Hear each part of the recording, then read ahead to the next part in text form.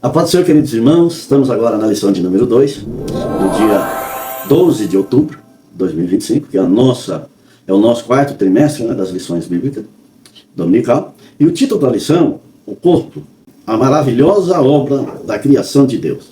Texto áureo: eu te louvarei, porque de um modo terrível e tão maravilhoso fui formado. Maravilhosas são as tuas obras, e a minha alma o sabe muito bem.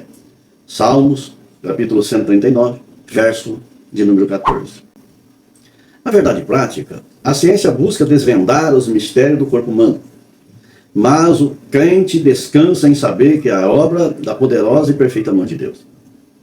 A leitura bíblica em classe está lá em Salmo, capítulo 139, do versículo 1 ao 4, depois do versículo 13 ao 18.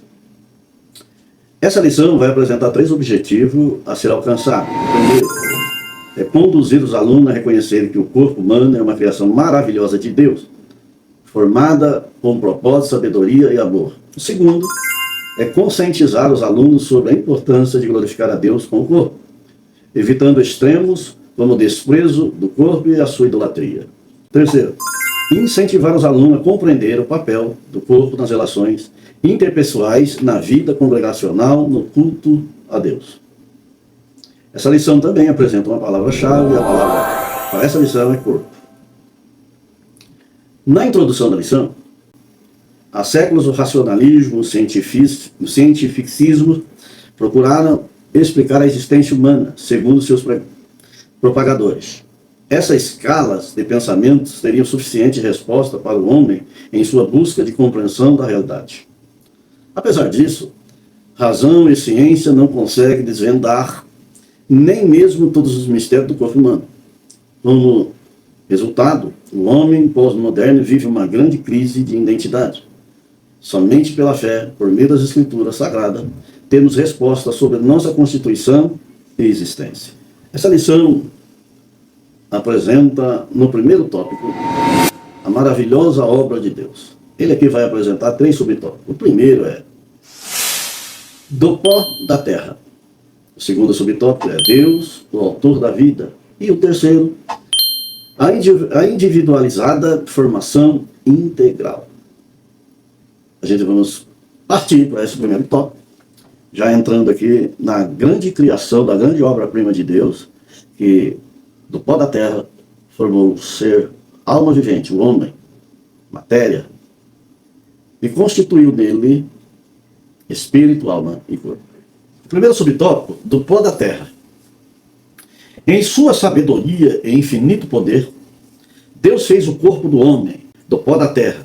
É uma estrutura magnífica, composta, segundo a estimativa, por cerca de 37 trilhões de células, tecidos, órgãos e sistema, cujo funcionamento desafia a mais moderna ciência. Como o Criador, valendo-se de uma matéria-prima tão comum, fez uma obra tão extraordinária, complexa e completa.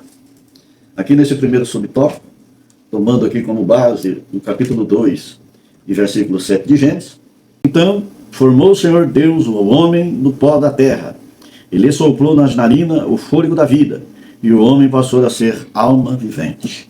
Nesse primeiro subtópico, vemos a grande obra-prima do Senhor Jesus, que é a coroa da sua criação, coroa de Deus, em cima da criação de todas as coisas sobre essa terra.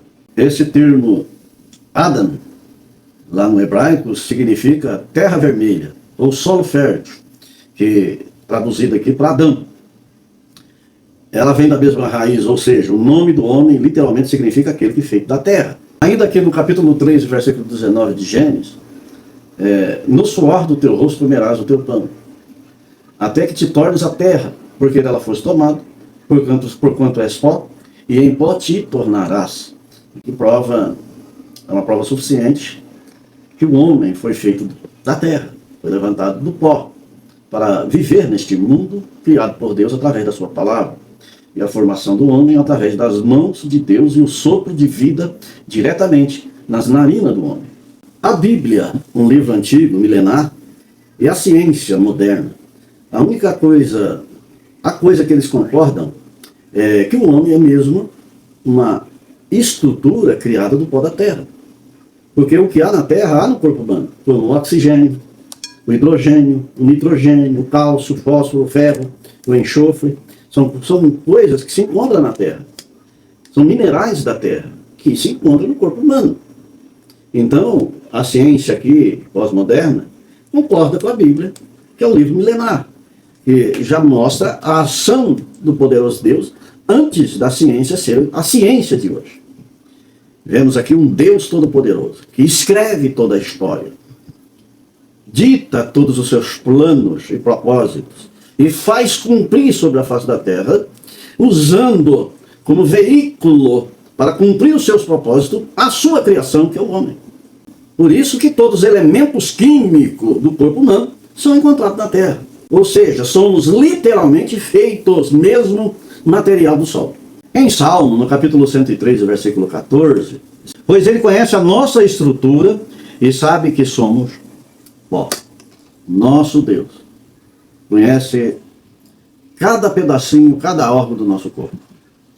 E deixou a bússola que é a Bíblia, ou seja, o manual que é a Bíblia, da nossa estrutura. Ele conhece. Ele conhece cada fio de cabelo da nossa cabeça. Tem contado lá no céu, nos seus livros, todos os dias de nossa existência, desde quando nasce e desde quando morre. Por isso que lá em Gênesis capítulo 2 e versículo 7, ali nos mostra que ele nos fez únicos, separadamente de uma multidão de homens e mulheres. Cada um tem a sua estrutura, o seu DNA definido separadamente. Ninguém é igual ao outro. Mas todos os que vêm à vida, vêm com um propósito definido por Deus para exercer aqui na face da terra. E a estrutura humana que agora retornará ao pó, cumprindo todo o propósito na direção de Deus, agora esse pó será glorificado para viver com ele eternamente. Então a Bíblia, ela declara que o homem veio do pó da terra. A ciência, a composição do corpo humano confirma a sua origem. Na teologia, o pó simboliza nossa humildade e dependência total de Deus em todas as nossas escolhas e caminhadas sobre essa face da terra. Enquanto estivermos direcionados por Deus, andamos em novidade de vida. A Bíblia fala que Enoque andou com Deus e Deus para si o tomou, tirando ele alcançando a estatura de varão perfeito, a qual Deus se agradou e levou ele para si mesmo. Então o homem feito do pó da terra vai trazer algumas características que ainda vamos aprender mais nessa lição. Segundo subtópico, Deus o autor da vida. De uma das costelas de Adão formou Deus a mãe de todos os viventes. Eva em um corpo igualmente maravilhoso, porém tão distinto em anatomia, fisiologia e genética. Lá em Gênesis, no capítulo 1 e 27 e 3 e 20, em relação a como os descendentes dos primeiros pais são formados no ventre materno. A Escritura mostra que assim como na formação do primeiro homem e da primeira mulher, Deus é o autor da vida de todas as pessoas da terra. Deus o autor da vida. Falando aqui da formação, da adjuntura da mulher de Adão. Entendemos que o Adão foi feito do pó e Eva já foi feita de uma estrutura já formada que foi retirado de Adão na costela para criar o corpo da mulher. E a Bíblia vai falar que Deus coloca um sono profundo em Adão e retira uma costela para formar Eva. Gênesis capítulo 2, versículo 21 e 22. Então o Senhor Deus fez cair um sono pesado sobre Adão. Este adormeceu e tomou uma das suas costelas e fechou a carne em seu lugar. E da costela que o Senhor Deus tomou do homem, formou uma mulher e trouxe-a a Adão. Aqui Deus fazendo o processo da vida humana, trazendo da costela de Adão a mulher. E da mulher traz a população da terra. Todo homem vem da mulher, assim como a mulher veio do homem. Então trouxe aqui uma sincronia perfeita para toda a humanidade. Assim como o homem surgiu do pó moldado pelas mãos de Deus, a mulher surge do homem também moldada pelas mãos de Deus, as mãos criadoras de Deus, trazendo a ela e a ele a mesma vida do sopro do Espírito. E essa vida, constituída por Deus através do sopro do Espírito, mostra para nós uma continuidade da unidade de Deus. Mesmo a Eva sendo retirada da costela de Adão, saiu com o seu DNA pronto, diferente do DNA de Adão. Aqui mostra o grande poder de Deus e os propósitos determinados para cada um. Adão povoou a terra, a Eva o instrumento de povoar a terra. Após o pecado, sentenças diferentes para os dois. Mas o resultado dessa sentença é retornar ao pó, da onde foi tomado. Então entendemos que o homem veio do pó, matéria bruta, terra. Ele faz essa matéria bruta ganhar vida. A mulher agora veio da costela. A vida ganha comunhão. Comunhão com o homem. Carne da minha carne, sangue do meu sangue. Assim disse Adão. Uma comunhão perfeita entre os dois. Um casamento estruturado por Deus. Agora tem outras partes que Deus poderia ter usado para fazer a mulher, mas não. Ele usou a costela. A costela é uma estrutura do corpo que protege o coração do homem. Está aqui, ó, na frente, protegendo o coração humano. Deus tirou da costela para que seja uma adjuntora, esteja ao lado do seu esposo. Não tirou da cabeça para não ser superior. E não tirou dos pés para não ser inferior, mas para ser numa união, um casal que anda lado a lado, decidindo mutuamente os dois, tomando as decisões corretas como um casal. Entendo aqui que foi tirado da costela, que representa intimidade, amor, um símbolo de amor, um símbolo de cumplicidade, estar junto, lado a lado, ter uma comunhão perfeita, criada para caminhar a lado, nem atrás e nem na frente, juntos, para o grande propósito de Deus, que é toda a criação. Aprendemos aqui que a mulher é uma extensão de Deus criada desde a costela de Adão, uma extensão do homem. A mulher aqui dá a continuação da obra de Deus que começou em Adão. A mulher é muito mais do que uma parte retirada do homem. Ela é uma expressão completa da natureza humana em dupla forma, homem e mulher. Lá no capítulo 1, versículo 27 de Gênesis, está escrito lá que macho e fêmea os criou. Deus criou macho e fêmea, homem e mulher. São distintos na sua criação. Assim como a Bíblia fala que antes da criação da mulher, o homem estava incompleto.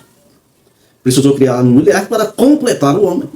No versículo 18 do capítulo 2 de Gênesis, não é bom que o homem esteja só.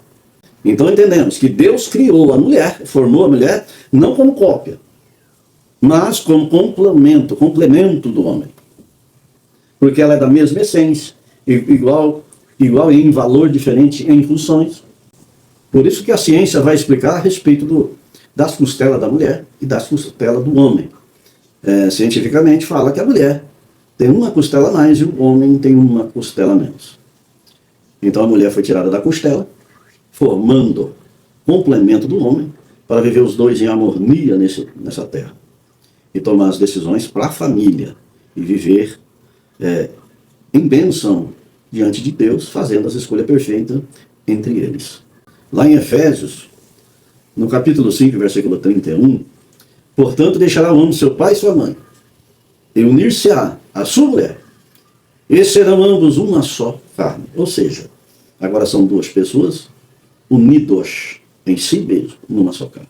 Aqui o homem vai encontrar plenitude na comunhão do amor. Um casal que se ama, um casal que tem em mente em servir a Deus de todo o coração, de toda a alma, de todo o espírito. Traz uma maravilhosa bênção para os seus filhos, casal que vive em união, se compadecendo um do outro, vivendo a vida um do outro. Traz largueza de alegria para todos os seus filhos na face dessa terra. Nesse tópico, aprendemos aqui que Deus é o autor da vida. Ele cria do nada e faz surgir algo. Mas na criação do homem, ele usa o pó da terra e da vida. E da costela de Adão, também transforma e cria a mulher. dando ela uma estrutura corporal viva. Por isso que o corpo é espírito, alma e corpo. Lá em Atos dos Apóstolos, capítulo 17, versículo 25. Ele mesmo é quem dá a todos a vida, a respiração e todas as coisas. Entendemos que do pó da terra vem a origem humilde do homem, o sopro da vida. É a presença de Deus contínua, costela de Adão, a unidade e comunhão humana, uniu-se numa só carne. Mulher, a expressão do amor e auxílio. Homem e mulher, reflexo da imagem de Deus na terra. É isso aí. Aprendemos nesse tópico, Deus, o autor da vida. Terceiro subtópico, a individualizada formação integral. Deus forma espírito, alma e corpo de cada ser humano, conforme ocorre o ato da procriação que ele mesmo estabeleceu. Pela união íntima do homem e mulher, macho e fêmea, assim como está lá em Gênesis, a Escritura fala claramente da existência da vida humana completa, corpo, alma e espírito. E ainda no ventre, já formado. Isso ressalta a grande perversidade do aborto e aponta para o sublime valor da maternidade, que deve ser cercada de cuidado e proteção, e conduzida em temor, amor e devoção. Uma boa nutrição física, afetiva e espiritual deve começar desde o início da gestação. O nosso comentarista, o nosso professor, traz aqui um tema que está sendo discutido com a sociedade de um mundo. O mundo inteiro entra por essa discussão a respeito do aborto.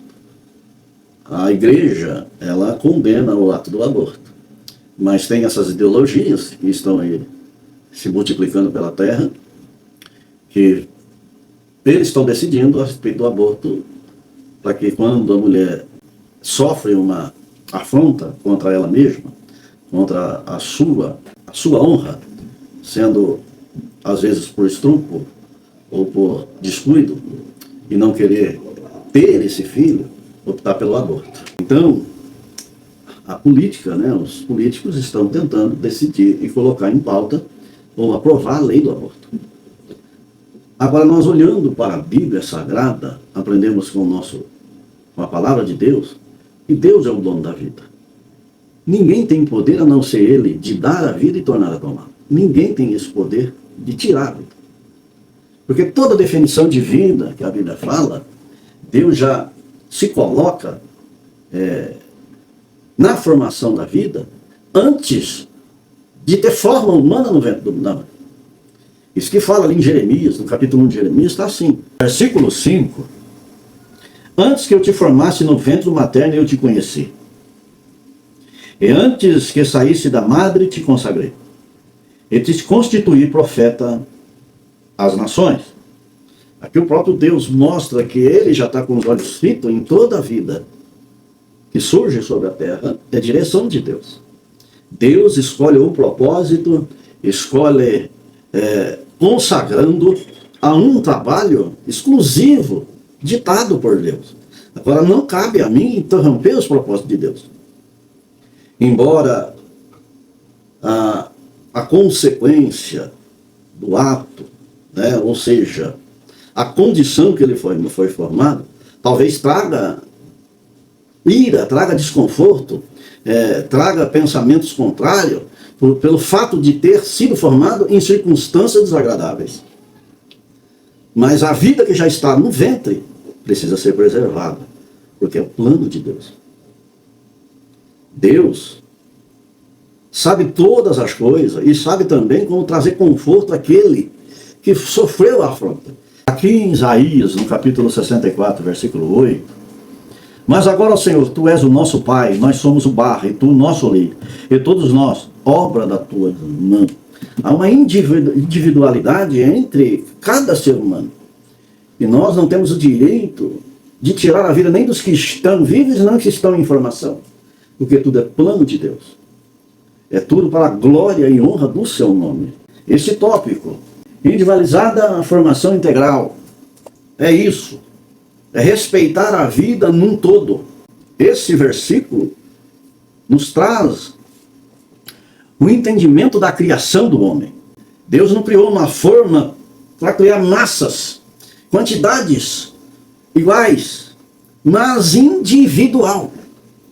Cada um dentro de um plano de Deus, cada um num propósito, cada um direcionado para algum ato. Todos nós somos a imagem e semelhança de Deus para atuar na terra, aqui no meio da humanidade, como um representante de Deus dentro do propósito dele.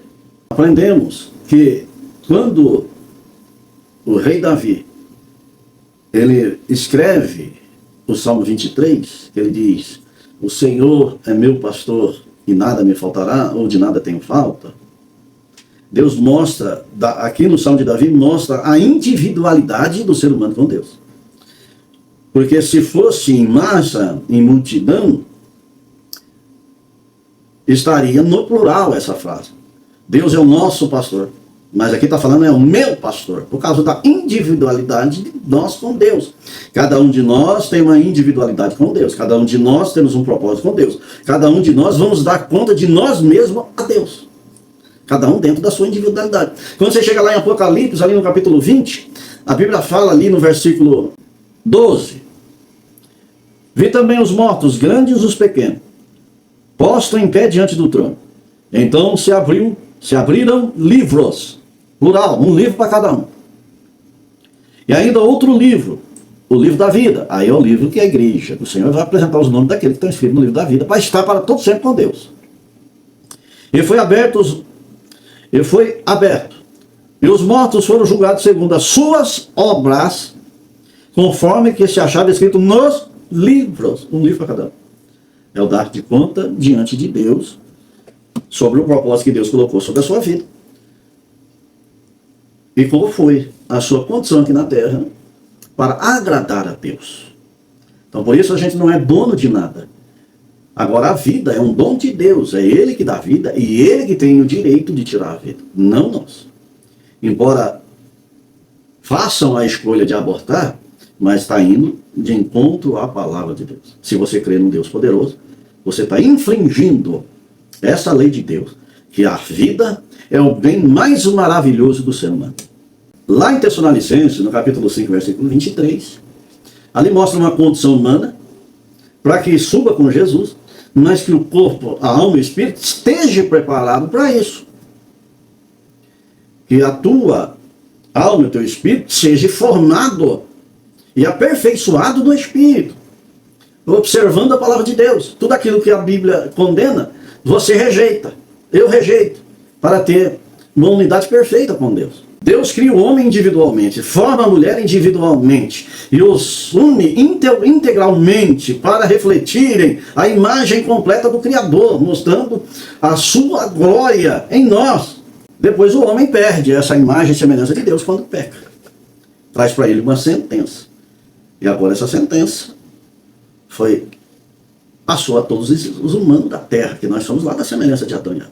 Adão, pai da humanidade, Eva, a mãe de todos os homens da terra. Pois tu formaste o meu interior, tu me teceste no seio de minha mãe. Graça te dou, visto que por modo assombrosamente maravilhoso me formaste. As tuas obras são admiráveis, e a minha alma o sabe muito bem.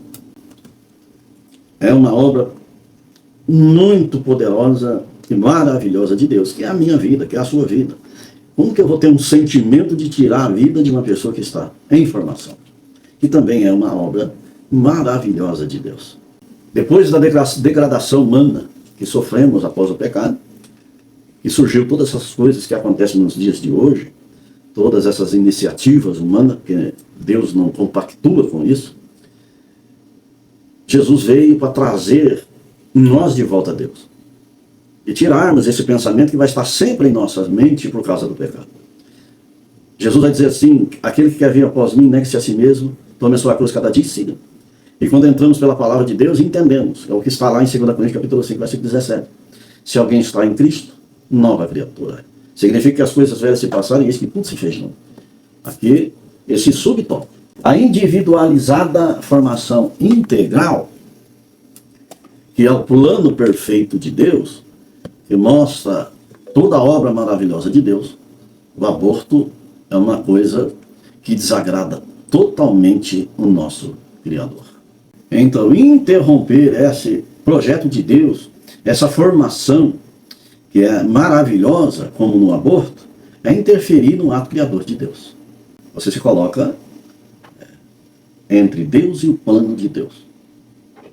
São coisas que acrescentam no livro das obras, a qual um dia se dará conta diante de Deus. O segundo tópico da lição: corpo é a glória de Deus. Ele contém 4 subtópicos: o divino tecelão, entendimento e louvor, o perigo dos extremos, e quarto, princípios ou regras. O divino tecelão. Uma linguagem poética, Davi descreveu a ação divina na formação do corpo humano, no ventre materno, apresentando Deus como o tecelão. Está lá em Salmo, capítulo 139, do versículo 13 ao 15. A Bíblia, na versão tradução brasileira, a TB, usa a expressão primorosamente tecido, adjetivando a ação divina descrita nos versículos 13 e 15. Embora a Bíblia não dependa da confirmação, é relevante considerar que a ciência reconhece a formação dos órgãos e sistemas do corpo humano exatamente dos tecidos formados pelas células presentes no embrião. O divino tecelão, que aprendemos agora neste tópico, essa expressão aqui que está no versículo 13 e 15 de Salmos, que Davi expressa a Deus como teceu todo o seu corpo, formou todos os seus órgãos, membranas, olhos, tudo, com uma tecelagem perfeita. Lá o versículo 14 do Salmo 139, eu te louvarei, porque de modo terrível e maravilhoso fui formado. Maravilhosas são as tuas obras, e a minha alma sabe muito bem. O corpo humano é um testemunho visível da sabedoria e da glória de Deus. Cada célula, órgão e sistema reflete a perfeição do divino tecelão, que entrelaçou vida e propósito em cada detalhe da criação. Deus, o Criador de todas as coisas, não apenas formou o homem do pó, mas teceu com arte e precisão. O corpo humano é uma obra-prima da engenharia divina, onde cada tecido, cada célula, cada função revelam a glória e a presença do Criador. Assim, o corpo é mais do que matéria, é um templo, instrumento, reflexo da glória de Deus. Você é a casa, a morada do Espírito Santo. Lá no Salmo 139, versículo 13, pois tu formaste o meu interior, tu me teceste no ventre da minha mãe. Essa palavra no hebraico, que é saca, eu não sei falar hebraico, mas é isso aí. Traz a ideia de entrelaçar cuidadosamente como quem tece fios com propósito e paciência. Deus é apresentado como um artesão, escultor, tecelão da vida. Nada no corpo é acidental. Cada estrutura física é intencional e reveladora da glória de Deus. Assim como o bordado revela a arte de quem o fez, o corpo humano revela o caráter e a sabedoria de Deus, do nosso Criador. Revela toda o seu caráter, a sua essência, o seu poder, manifesto e materializado em nós. E esse corpo aqui traz em nós, assim como está lá em Gênesis, no capítulo 1, versículo 27. E criou Deus o homem, Deus criou o homem à sua imagem. Imagem de Deus o criou, macho e fêmea o criou. Imagem e semelhança de Deus. O corpo do homem aqui é a imagem perfeita de Deus. Traz uma perfeição, uma semelhança. Deus coloca no coração do homem já implantando a sua lei. E essa lei é uma lei de obediência a Ele, não quebrando esta lei da qual Deus estabeleceu já em nosso coração desde a formação. Essa complexidade do corpo, o sistema nervoso, o coração que pulsa, o cérebro que pensa, aponta para a mente criadora de Deus. Está dele, semelhança. Lá em 1 Coríntios, no capítulo 6, versículo 19 e 20. Acaso não sabeis que o vosso corpo é o santuário do Espírito Santo que está em vós, o qual tendes da parte de Deus, que não sois de vós mesmos? Portanto, porque foste comprado por preço, e agora, pois, glorificai a Deus no vosso corpo. Nós somos formados para ser habitar do Espírito Santo de Deus, estar em nós. E precisamos estar em harmonia com Deus para que o Espírito Santo permaneça em nós. Porque ainda podemos escolher o que Deus não se agrada e retirar o Espírito de Deus de dentro do nosso coração. Quando Deus nos teceu, nos formou para a morada. Por isso que Jesus disse que aquele que agrada a Deus, aquele que faz a vontade de Deus, Jesus falou que vem ele, o Pai e o Espírito e faz morada dele. Em 2 Coríntios, no capítulo 4, versículo 7, temos, porém, este tesouro em vasos de barro, para que a excelência do poder seja de Deus e não de nós. A nossa ação é ação num propósito do Criador, respeitando a sua palavra, para que ele seja morada perpétua em nosso coração. E da mesma forma que Deus, através do seu Espírito, ressuscitou Jesus ao terceiro dia, nos ressuscitará todos no último dia. No dia que a igreja for morar com Deus, com Cristo no céu. Esse Espírito estando perpetuamente em nós, ele nos trará a vida novamente. Lá em Romanos, no capítulo 8, versículo 23, aguardamos a adoção, a saber, a redenção do nosso corpo, ressuscitar do pó da terra. Agora aquele que tornou ao pó, retornará glorificado, agora totalmente livre da corrupção, se levantando, assim como o apóstolo Pedro fala, num corpo incorruptível, para viver com Deus para todo sempre. Lá em Filipenses, no capítulo 3, versículo 21, o qual transformará o nosso corpo abatido, para ser conforme o seu corpo glorioso. O divino tecelão teceu o corpo humano com sabedoria, santidade e propósito. Cada detalhe da sua estrutura reflete a inteligência, o amor e a glória de Deus. Então devemos honrar o corpo como templo, rejeitar o desprezo da vida, viver de modo a refletir a glória daquele que nos criou. Está lá em Isaías, no capítulo 64, versículo 8.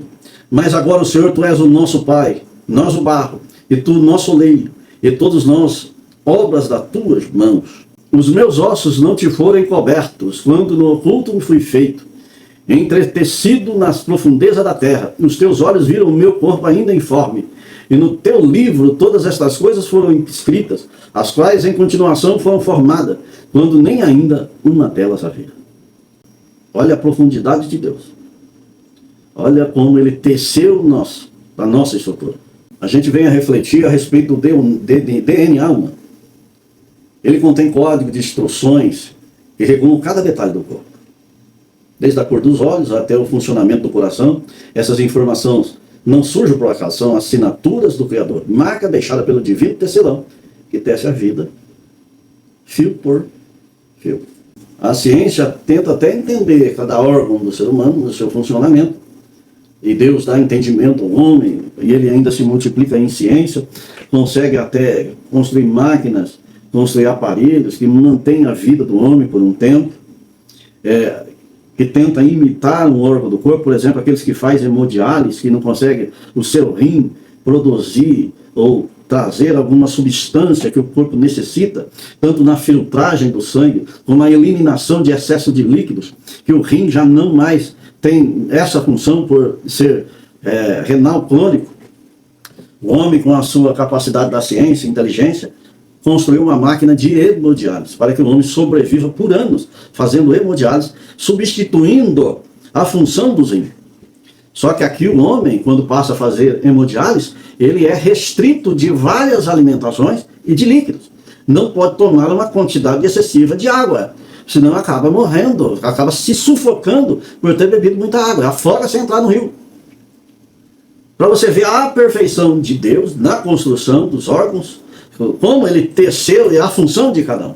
E eles trabalham em harmonia para produzir vida ao corpo, manter o pH do corpo perfeito, purificando o sangue, porque nós nos alimentamos e trazemos impureza para dentro do corpo. E Deus, na sua infinita sabedoria, cria cada órgão, teceu cada órgão, para cada função, para manter o homem vivo. Então aqui, nesse subtópico, o divino tecelão é o Deus que servimos e nos formou para viver neste mundo. O segundo é entendimento e louvor. A compreensão da maravilhosa obra divina na formação do corpo humano liberta-nos de toda especulação e dúvida e produz um sentimento de gratidão e louvor. Davi declarou: eu te louvarei porque de um modo terrível e tão maravilhoso fui formado. O versículo 14 do Salmo 139. No mesmo versículo, o salmista usa a expressão: a minha alma sabe muito bem, demonstrando como a verdadeira fé produz entendimento, percepção espiritual corretos, gerando quietude interior, quando o homem não se reconhece como obra do Criador. Vive inquieto em busca de explicações sobre si mesmo e a torna vítima dos mais variados enganos, como a teoria evolucionista não glorifica a Deus e se perde em um mundo de idolatria e depravação. Aqui está lá em Romanos, capítulo 1, versículo 18 ao 32. Deus os abandona. É o que fala ali em 1 Romanos. Entendimento e louvor. Eu te louvarei por de modo terrível e maravilhoso fui formado. Maravilhosas são as tuas obras e a minha alma sabe muito bem. É o versículo que está tópico desse subtópico, ou como tema. Aqui o salmista Davi traz ao seu próprio entendimento e declara que a sua alma conhece muito bem de como ele foi formado, em que propósito ele foi levantado, e que Deus o tinha para reinar sobre uma nação e trazer também dentro da linhagem de existência da sua árvore genealógica a presença do nosso Senhor e Salvador Jesus Cristo. E ele, sabendo dessa profundidade dos planos de Deus em sua vida, ele fala que a sua alma conhece muito bem a respeito da grandeza de Deus e da sua dependência total do Criador. Lá em Provérbios, capítulo 9, versículo 10, o temor do Senhor é o princípio da sabedoria, e o conhecimento do santo é o entendimento. Precisa estar o entendimento aguçado, procurando sempre Deus, está sempre à procura de Deus, está sempre procurando a Deus para te direcionar em tudo. Nunca seja você, mas seja sempre dependente de Deus. Capítulo 5 de Mateus, versículo 3, bem-aventurados pobres de espírito, porque eles herdarão o céu. Pobre ou humilde de espírito significa dependência total de Deus. Todo entendimento brota da sabedoria de Deus. E se estamos ligados a Ele em todo o tempo, o nosso entendimento é aguçado pelo Espírito Santo. Agora, a ciência, trabalhando dentro de um entendimento científico, quanto mais ele descobre sobre o DNA humano, que cria novas fórmulas de remédio, ou de exames, ou de cirurgias, ou até mesmo da galáxias, planetas, constelações novas, tudo que eles descobrem vai só aumentando a grandeza de Deus. Vai mostrando o quanto Ele é poderoso, que ainda precisamos ter entendimento para aprender mais, a chegar a um nível do nada ainda diante de Deus. Só mostra a grandeza dele. Quando Jesus subiu em ascensão, que atravessou as nuvens, que sumiu da vista da humanidade, Ele atravessou todo esse universo que é infinito. E foi à destra de Deus, que está além de todo esse tempo. Por isso que essa criação de Deus, ela mostra tudo aquilo que podemos aprender da sua criação.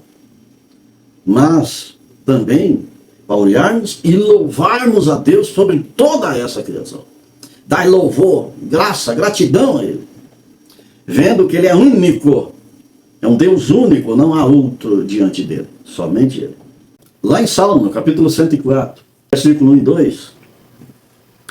Bendiz, ó minha alma, ao Senhor, Senhor Deus meu, como Tu és magnificante, sobrevestido de glória e majestade, coberto de luz como de um manto. Tu estende o céu como uma cortina. Olha a grandeza, o salmista louvando a grandeza de Deus. Mostrando em todo o seu entendimento como Deus é grandioso. Louvando aqui nesse salmo de louvor a Deus. Lá em Romanos, no capítulo 11, versículo 33 e 36. Ó a profundidade das riquezas, tanto da sabedoria como da ciência de Deus. Quão insondáveis são os seus juízos, e quão inescrutáveis os seus caminhos. Porque dele, por ele, para ele são todas as coisas. Glória, pois, a ele, eternamente. Amém. louvar a Deus em todo o tempo, pois a sua grandeza é infinita. Essa criação desperta o nosso entendimento. Desperta o louvor, passamos a louvar pela sua grandeza. E passamos louvando e glorificando o seu nome. Agora, quando o homem perde esse entendimento, direciona louvor e gratidão àquilo que desagrada o Deus verdadeiro. Lá em Romanos, no capítulo 1, versículo 21 e 22. Porque tendo conhecido a Deus, não glorificaram como Deus, nem lhe deram graça, mas se embotaram em seus pensamentos. E o seu coração insensato se obscureceu, dizendo ser sábios, tornando-se loucos.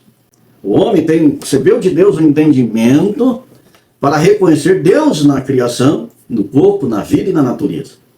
Quando ele perde esse entendimento, começa a desconhecer a glória de Deus.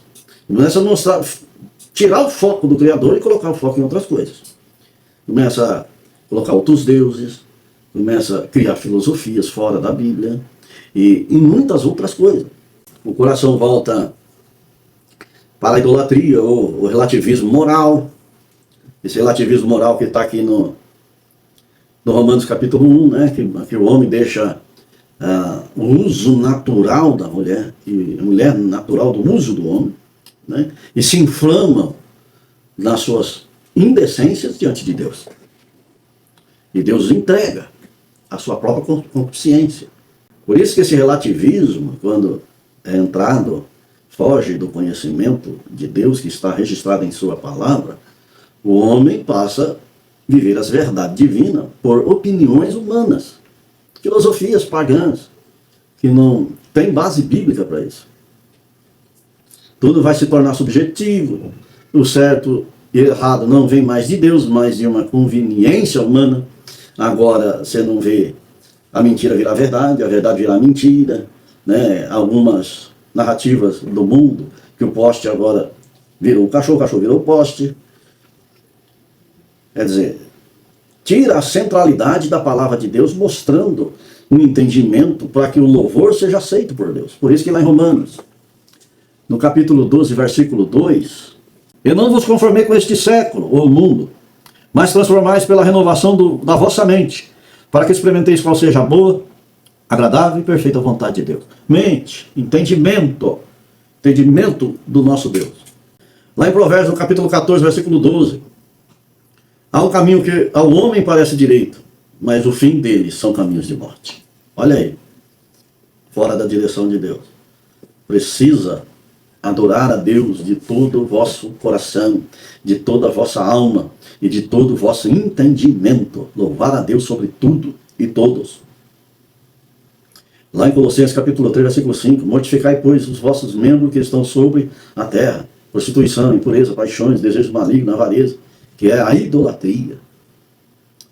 A negação de Deus ignorando a sua mão da criação, que é o ateísmo. Ficar fora do ateísmo e reconhecer o Deus criador de todas as coisas. Lá em Salmo capítulo 14, versículo 1, diz o tolo em seu coração, não há Deus. Corromperam-se e fizeram-se abomináveis nas suas obras. Não há quem faça o bem. Torna-se abominável todo aquele que diz que não há Deus. Ele é insensato. Não tem um entendimento que possa trazer algo precioso para ele mesmo. O que traz isso? Traz que essas consequências têm uma raiz comum. O homem perdeu o entendimento sobre a glória de Deus. Sem esse entendimento, o louvor que deveria ir a Deus é desviado para os falsos deuses, prazeres, conceitos humanos. Veja a profundidade que é esse tópico dessa lição, entendimento e louvor. Então entendemos aqui na lição que o nosso irmão fala muito mais a respeito desse tópico, mas já aprendemos aqui o suficiente para entender, né, a respeito da grande e maravilhosa obra de Deus, a qual entendemos e louvamos grandemente o seu nome, e que todo ser humano também possa chegar a esse entendimento e passar a louvar a Deus. O terceiro subtópico, o perigo dos extremos. Desde os tempos antigos, a humanidade tem oscilado entre dois extremos, sobre o valor e a importância do corpo. De um lado, correntes de pensamento como o maniqueísmo, o platonismo, o gnosticismo espalharam ideias que viam a matéria de forma negativa, considerando o corpo algo essencialmente mau. De outro lado, havia o culto ao belo, como na Grécia Antiga. O desequilíbrio permanece em vícios, automutilações e outras atitudes extravagantes, deforma e desonra o corpo. Por outro lado, há narcisismo moderno, marcado pela supervalorização do corpo, em detrimento da alma e do espírito. A idolatria do eu leva à prática excessiva de selfies, publicações de si mesmo em redes sociais, cuidados estéricos, cosméticos e físicos em excesso. Cuidar do corpo é importante, mas sem exagero. O cristão deve ser equilibrado em tudo. Subtópico aqui, perfeito, para falar a respeito de extremo. Extremo dentro de uma crença, né? Se você se aproxima de Deus, você tem que entender a respeito desses dois extremos e tentar evitar tanto um como o outro, né? Hoje em dia, como a tecnologia tem aumentado bastante, esse extremo tem intensificado na vida do cidadão, a respeito de imagem. Eles estão tão ao extremo, mas tão ao extremo, que se bate uma foto para postar, ele não posta a foto que ele bateu, ele posta uma foto maquiada. Ele melhora a sua imagem para passar uma coisa para o outro que vai ver a sua foto, uma verdade que não existe. Porque tirando a maquiagem mostra o seu eu verdadeiro. E essas coisas têm entrado dentro do meio evangélico, dentro dos cristãos. Nos cristãos em geral, tanto os católicos quanto os protestantes, os neopentecostais, os pentecostais. Esse mal entrou em nosso meio. Está escancarado aí pela internet. E não é só na aparência, mas também naquilo que ele se propôs em fazer na presença de Deus. Por exemplo, aqueles que cantam, aqueles que pregam, eles têm se idolatrado de um tanto que até cria grupo de fã. Fica armazenando fã para 1.000 fãs, 2.000 fãs, milhares de fãs. A Bíblia fala que Deus não divide a sua glória com ninguém. A glória pertence a Deus. Não é porque eu canto bonito, prego bonito, que eu vou querer, porque a palavra e aquilo que eu estou cantando é de Deus, é o propósito de Deus. Conforme ele me usa para louvar maravilhosamente, para que o outro que estiver ouvindo também se chegue ao pé do Senhor através do meu louvor, ou através da minha pregação. Não é para mim estabelecer preço para mim cantar, não é para mim estabelecer horário e como eu vou cantar 2 hinos, cantar 3. Quem direciona o meu louvor é o Espírito Santo. Quem direciona o tempo que eu vou passar ministrando ou louvando é o Espírito Santo, porque a obra é dele. Tudo pertence a ele, é tudo para ele. Agora, quando entra pelo esse extremo de grandeza, com certeza Deus está do lado de fora. É o que está lá em Apocalipse. Lá no capítulo 3 de Apocalipse. Eis que estou à porta e bato. Quem ouvir a minha voz e abrir a porta, eu entrarei e cearei com ele e ele comigo. Olha a profundidade desse versículo. Às vezes pensamos que temos Deus, e Deus está de lá de fora do nosso coração, está bem longe de nós. Não quer nenhum compromisso com nós. Mas se entrarmos saindo desse extremo e entrar pela humildade, porque a Bíblia fala que somos pó. Pó significa humildade. Saber que o seu corpo material vai virar pó. O que você leva? Só leva a roupa do corpo porque alguém te leva para o sepultamento. Se nem a roupa do corpo você levaria.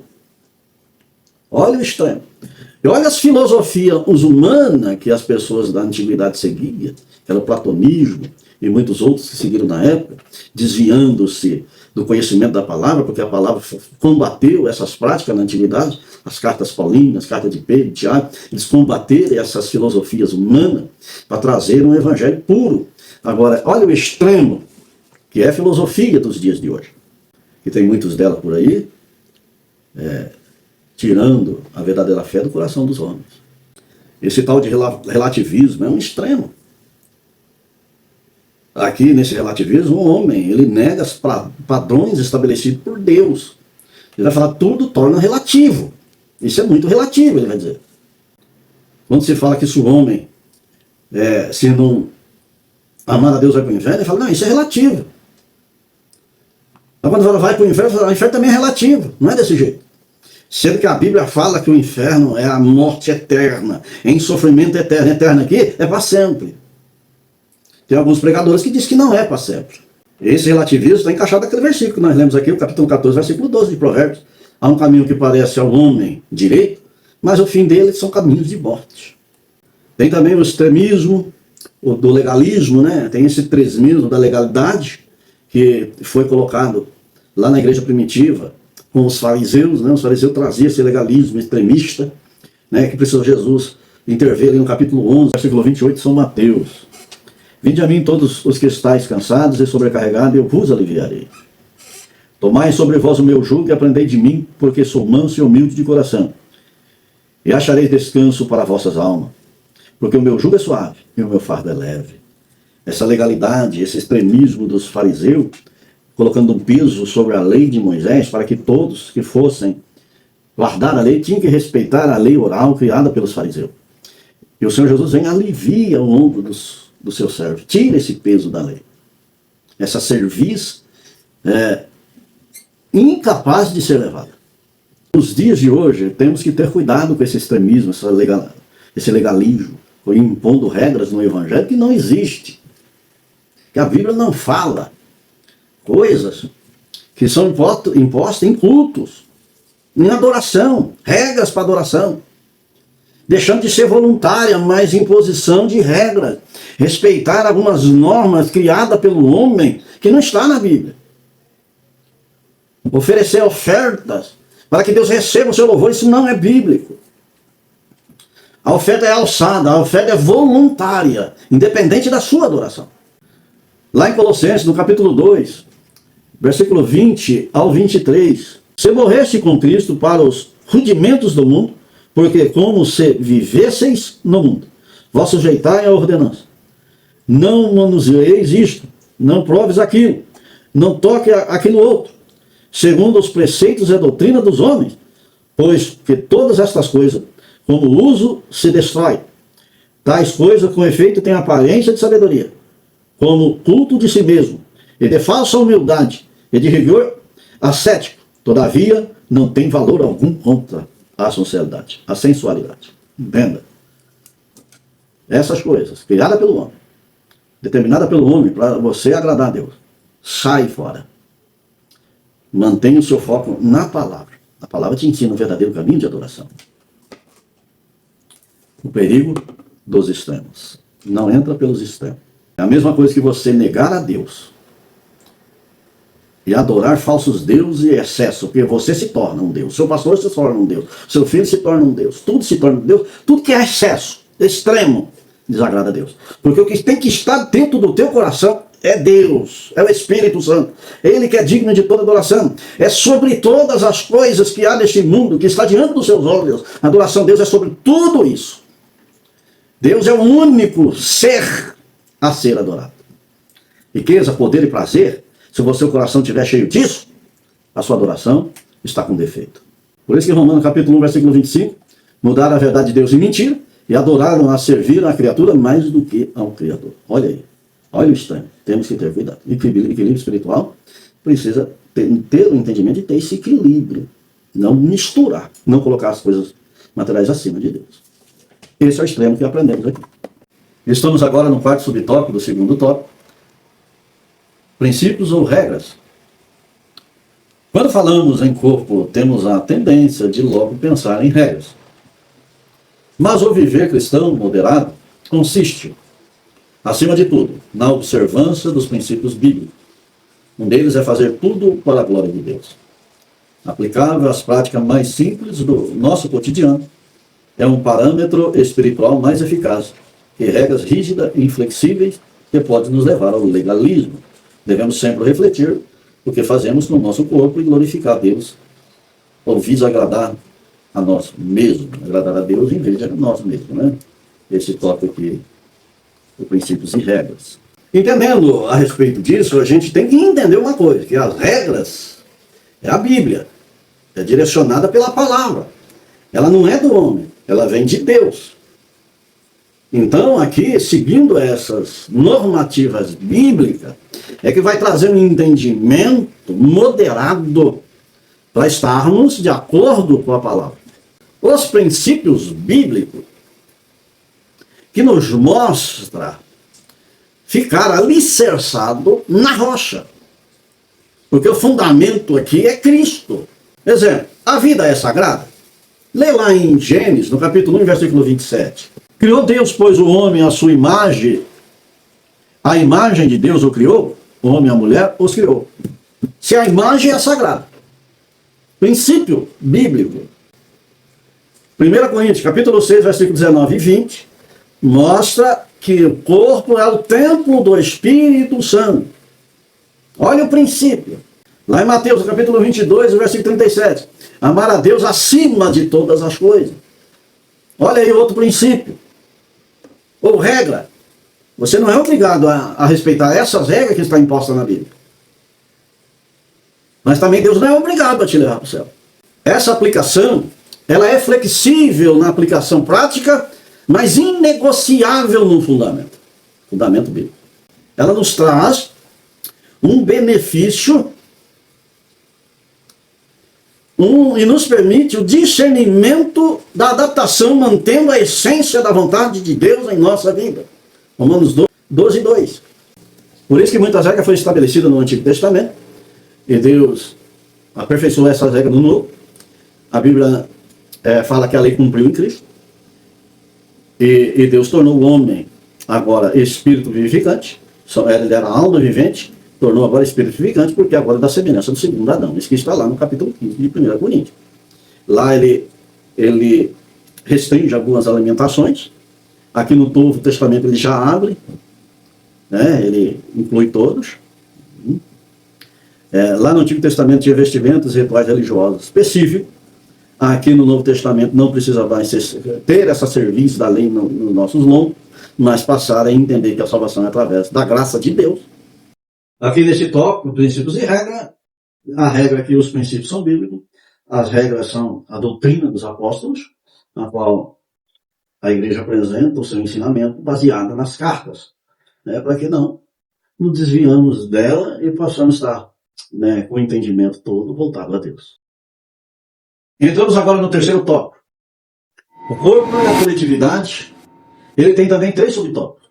O primeiro é a prática relacional, a segunda é a prática congregacional e o terceiro é a tecnologia e culto. A prática relacional, Deus nos fez seres relacionais, gregários, sociáveis. Isso está explícito na ordem da procriação e enchimento da terra. Por isso, temos a necessidade de deveres que vão além da nossa individualidade. Não fomos criados para viver isolados, social ou afetivamente. Embora os recursos digitais tragam mais comunidade para o homem moderno, o contato físico continua sendo essencial para a vida humana. A troca de afetos por meio da expressão corporais não é substituída pela frieza da tecnologia. Tiago qualifica a verdadeira religião, a fé viva por práticas relacionais reais, que exigem o envolvimento do corpo, como está a nossa comunhão. Importante essa prática relacional entre os irmãos, ou seja, entre um povo, mostrando uma coletividade, né? E também aprendendo também que é individualmente. Mas viver no coletivo, aprendendo pela Bíblia que a igreja é um organismo coletivo. São vários membros que compõem a igreja, no coletivo. E esse coletivo aqui abrange o mundo, a face da terra. Não se restringe a um só povo, mas de todos os povos. Lá em 1 Coríntios, no capítulo 12, versículo 12 ao 27, o que fala ali? Fala do corpo de Cristo, a igreja. Diz assim a palavra de Deus: porque assim como o corpo é um, e tem muitos membros, e todos os membros, sendo muitos, constituem um só corpo, assim também como respeito a Cristo. Pois em um só Espírito, todos nós fomos batizados em um corpo. Quer judeu, quer grego, quer escravo, quer livre. E a todos nós foi dado beber de um só Espírito. Porque também o corpo não é um só membro, mas muitos. Se disser ao pé, porque não sou mão, não sou do corpo, nem por isso deixa de ser do corpo. Se o ouvido disser, porque não sou olho, não sou do corpo, nem por isso deixa de o ser. Se todo o corpo fosse olho, onde estaria o ouvido? Se todo fosse ouvido, onde estaria o olfato? Mas Deus dispôs os membros, colocando cada um deles no corpo, como lhe aprove. Se todos, porém, fossem um só membro, aonde estaria o corpo? Certo é que há muitos membros, mas um só corpo. Não podem só dizer a mão, não preciso de ti, nem ainda a cabeça ou os pés, não preciso de vós. Pelo contrário, os membros do corpo, que parecem ser mais fracos, são necessários, são os mais necessários. Ou seja, aqui no versículo 22 ainda. Pelo contrário, os membros do corpo, que parecem ser mais fracos, são necessários. E os que não nos parecem menos dignos do corpo, estes damos muito mais honra, muito maior honra.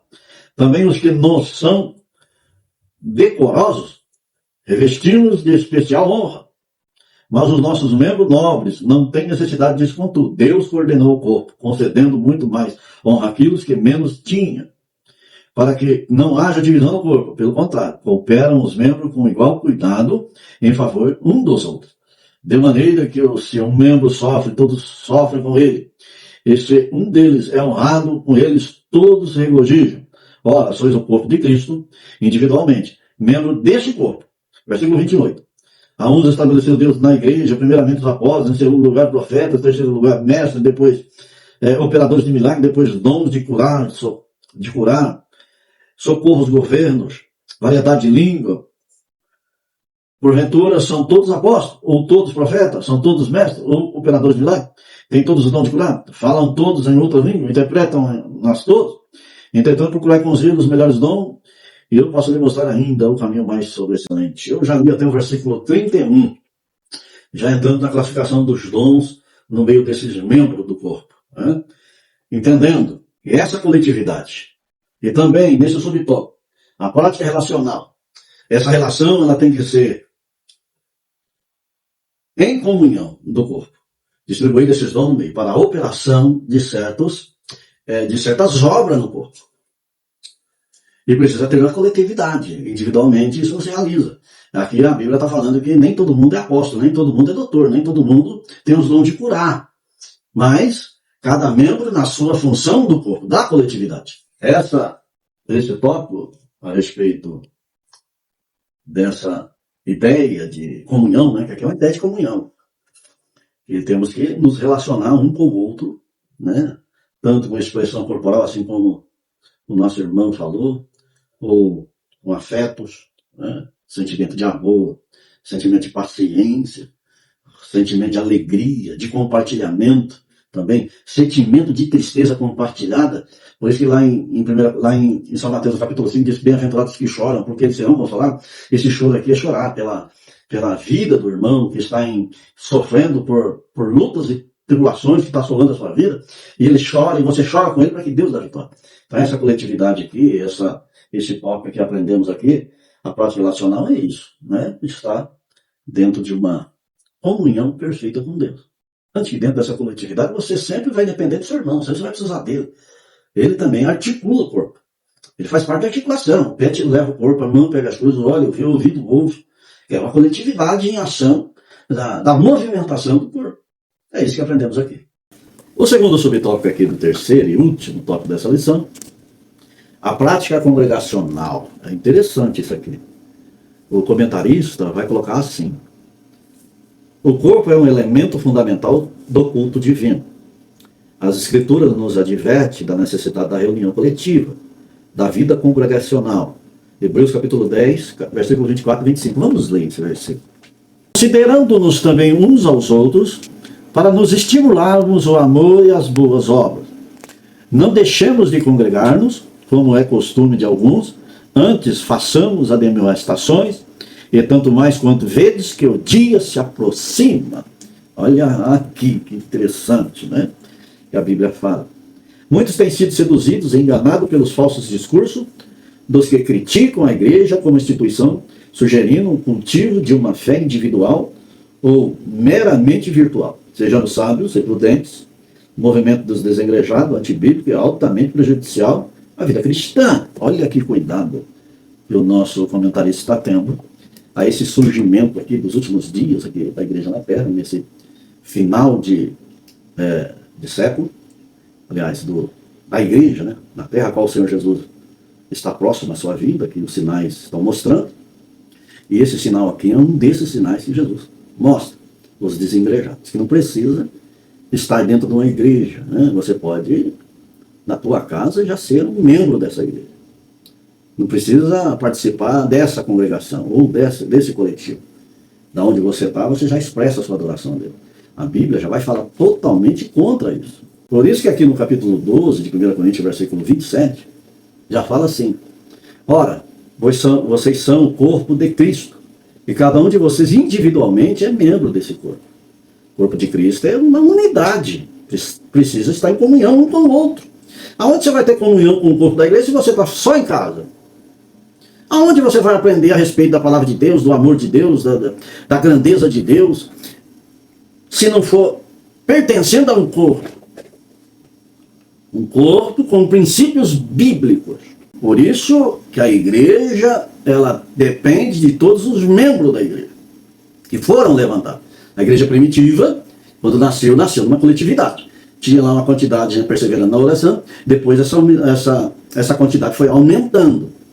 Tanto é que dentro desse crescimento da coletividade da igreja, precisou separar diáconos, levantar pastores, levantar doutores, levantar evangelistas.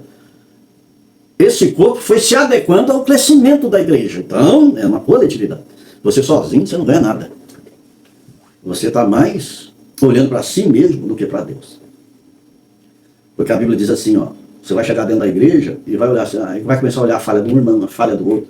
Aquele lá, eu não gosto daquele. E vai colocar limitações no seu culto. Aí vai falar, não, é melhor ficar em casa. Sendo que a Bíblia diz assim, não é para olhar para o lado. É olhar somente para Jesus, que é autor e consumador da fé. Mesmo que estamos rodeados de uma tão grande nuvem de testemunha. Aí ele nos diz assim, deixa todo o embaraço e o pecado que tão de perto nos rodeia. E olha para Jesus, que você só enxerga Deus. Só enxerga os princípios bíblicos. E sai dessa filosofias pagãs dos dias de hoje, que é o desengrejado, que tem crescido. E pregado, eles pregam até para as pessoas, e na internet, tem um aí na internet que prega que você não precisa ir para a igreja, você é a igreja. Nós somos igreja, nós somos membro dessa igreja. Somos templo do Espírito Santo que se completa no outro. Por isso fomos comparados com um corpo humano, um membro ligado no outro membro, para operar a atuação do Espírito Santo em todos, num coletivo. A unidade não significa uniformidade, mas harmonia funcional.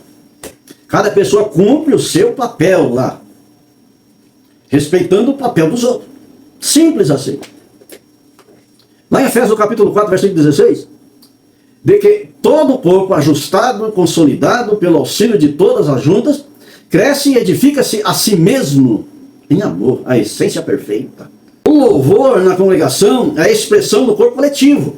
Todos louvamos, assim como eles, quando compuseram os salmos de romagem, que eles saíam das suas casas em romagem até Jerusalém, eles iam salmodiando pelo caminho no coletivo. Isso aí contribuía para glorificar a Deus. Nesse louvor, nessa adoração, manifesta-se o poder de Deus. Deus manda poder na igreja, porque Deus acha uma unidade de adoração a Ele, uma adoração perfeita. Por isso que João, no capítulo 4, vai escrever que Deus procura verdadeiros adoradores, o que adoram em espírito e em verdade, porque Deus é espírito, e importa que aqueles que o adorem em espírito e em verdade. Lá no Salmo 133, versículo 1, ó, quão bom, quão suave é que os irmãos vivam em união. Ali, o salmista Davi vivia uma guerra civil. Quando ele passa a reinar sobre as 12 tribos, ele sente esse alívio aqui, porque houve uma unidade. Houve a unidade das 12 tribos. Ó, quão bom, quão suave é que os irmãos vivem em união. Lá em Hebreus, no capítulo 10, versículo 24 e 25, e consideramos uns aos outros, para que nos estimularmos ao amor, às boas obras, não deixando de congregarmos, como é costume de alguns, mas admoestando-nos uns aos outros, e tanto mais quanto vedes que se vai aproximando aquele dia. Aqui, uns ensinando um outro. Estamos aprendendo a viver um com o outro e vivendo a palavra de Deus. Ainda aqui, agora no terceiro subtópico, a tecnologia e culto. O corpo precisa não apenas estar presente no templo, mas envolver-se diretamente com o culto. Tanto o Antigo quanto o Novo Testamento enfatizavam o aspecto corporal intenso na adoração. Deus quer a expressão de todo o nosso corpo em louvor ao seu nome.